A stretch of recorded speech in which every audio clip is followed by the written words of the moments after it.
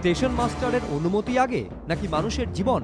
উত্তর জানা যায়নি, কিন্তু নিয়মের ফেরে রেল লাইনের ধারে 3 ঘন্টা পড়ে থেকে অকালে ঝরে গেল আরও একটি জীবন। শনিবার সকালে এই অমানবিক ঘটনার সাক্ষী হয়েছে হুগলির আদি সপ্তগ্রাম।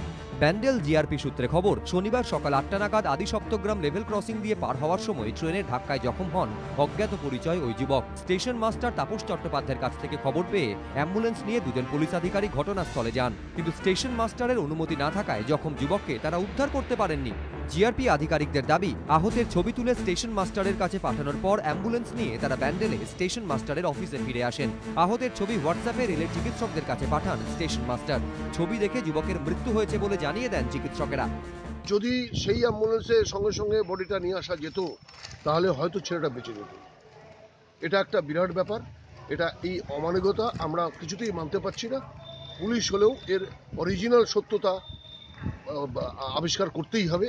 আমরা তার তদন্ত করছি। এ নিয়ে রেলের কোনো প্রতিক্রিয়া পাওয়া যায়নি। স্টেশনের এক আধিকারিক জানান, ঊর্ধ্বতন কর্তৃপক্ষ এ নিয়ে মন্তব্য করবে। এমন অমানবিকতার নজির এই প্রথম নয়। গত 18ই জুন নদিয়ার পায়রাডাঙ্গা স্টেশনে 1 ঘন্টা পরে মৃত্যু হয় ট্রেনের ধাক্কায় আহত মানিক মধু নামে এক যুবকের। অভিযোগ, খবর পেয়েও সময় মতো ঘটনাস্থলে যাননি স্টেশন মাস্টার। এবার সেই ঘটনার পুনরাবৃত্তি হুগলিতে। দুর্ঘটনার 3 ঘন্টা পর সকাল 11টা নাগাদ রেল লাইনের ধার থেকে ওই যুবককে উদ্ধার করা হয়। সৌরভ বন্দ্যোপাধ্যায়, এবিপি আনন্দ, হুগলি।